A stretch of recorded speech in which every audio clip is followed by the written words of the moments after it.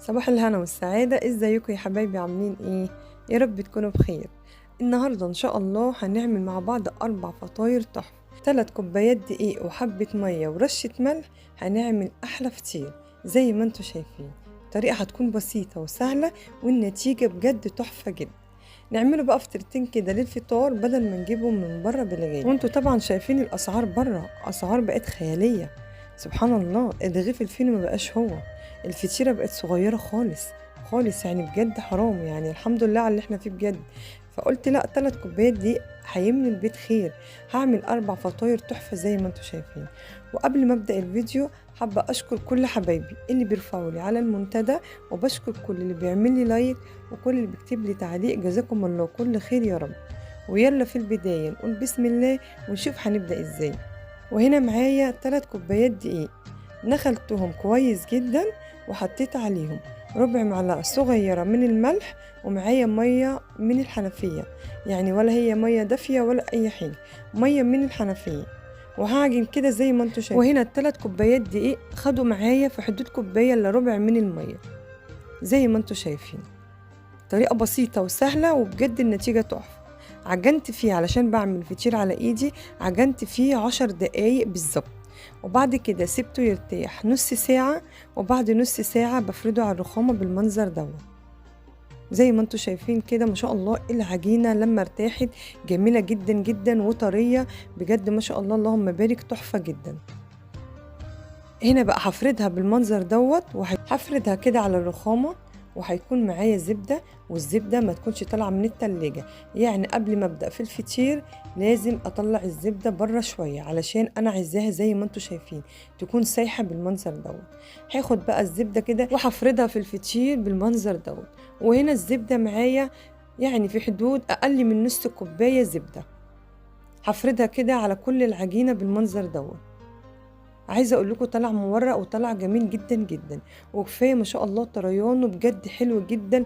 بدل ما نشتري بالغالي نعمله باقل التكلفه، يعني حته زبده ومعاكي 3 كوبايات من الدقيق هتعملي احلى فطير لاولادك. هيطلع مورق وطري وجميل جدا جدا. هلفه بالمنظر دوت. طريقته بسيطه جدا وسهله، وهتعمليه قوام قوامك وانتي واقفه في المطبخ. هعمل طبعا ما شاء الله واحدة كبيرة، وهعمل 3 صغيرين. هقفل عليها كويس بقى بالمنظر دوت كده. والله طلع جميل جدا جدا. طبعا مش هننسى معلقة السكر، معلقة كبيرة من السكر، علشان انا نسيت اقولها طبعا في المكونات، بس طبعا انا حطيت معلقة سكر كبيرة على العجينة. وهنا كده قطعتهم كده بالمنظر دوت، طلعوا معايا بالظبط 4 فطاير زي ما انتوا شايفين. هاخد الفطير بقى يكون معايا كده طبق، والطبق يكون دهناه مادة دهنية، واحط الفطير وهسيبه يرتاح، يعني في حدود 10 دقايق او ربع ساعة. كل ما هنسيب الفطير يرتاح كل ما هيديني نتيجة افضل واحلى. وزي ما انتوا شايفين انا هنا بقى بعد ما سيبته يرتاح كده ربع ساعة، هاخد الفطير هفرده بالمنظر دوت عشان يطلع معاكي مورق ويطلع معاكي حلو. ما شاء الله بجد طلع تحفة جدا ما شاء الله. هفرده بالمنظر دوت. وهيكون عندي هنا قشطة اللبن، وقشطة اللبن هنا بتدي طعم جميل جدا جدا للفطير. لو ما عندكيش طبعا سمنة فلاحي هتستعملي زي ما انا استعملت كده قشطة اللبن.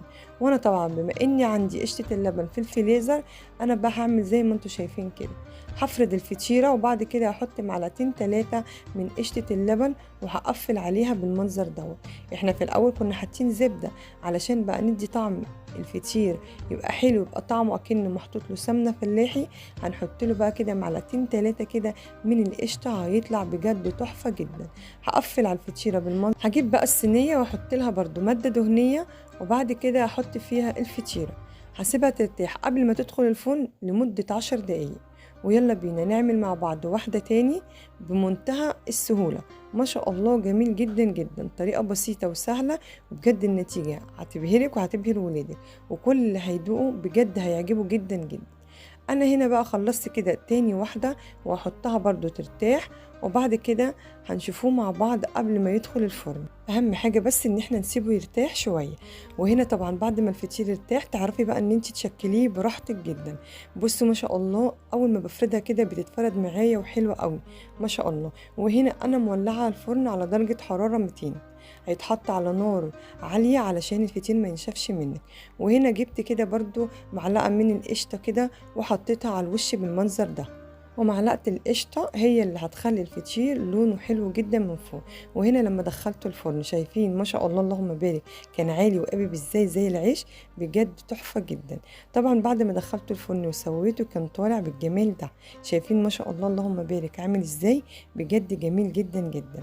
اول ما يطلع طبعا من الفرن هنغطيه علشان يبقى طري معانا ويبقى حلو. 3 كوبايات دقيق هيفطروكي وهيفطروا ولادك ما شاء الله اللهم بارك. يعني ما شاء الله عملت 4 فطاير ما شاء الله، يعتبر فطرنا منهم وكمان والله اتفضل منهم ما شاء الله. جميل جدا وخفيف ما شاء الله، ولا حطينا بيكنج باودر ولا حطينا اي حاجه. هو الفطير حبه دقيق وميه وملح وطلع معانا تحفه بجد. شايفين ما شاء الله شكله عامل ازاي. كان عندي بقى هنا جبنه كريمي حطيت منها وشويه عسل كده، وكان برضو في جبنه رودس بجد كده جميل جدا جدا ما شاء الله اللهم بارك.